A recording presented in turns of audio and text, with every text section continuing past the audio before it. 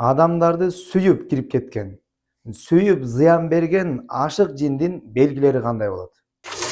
Жин шайтандар булар адамзатка душман болуп эсептелет. Ошондуктан жиндердин адамдарга зыян бере турган түрлөрү өтө көп.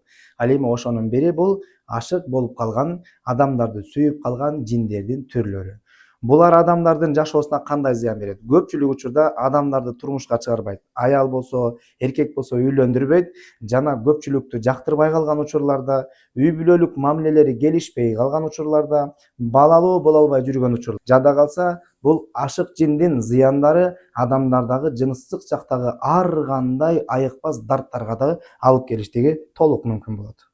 Көбүнчө бул белгилер уйку маалында, мындайча айтканда жаман түштөр, уят түштөр көбүрөөк кирип баштайт. Ал эми күндүз болсо мүнөзү бат-баттан өзгөрүп, жубайлар бири-бирине болгон мамилеси бат-бат өзгөрүп, кызганыштары күчөй баштайт.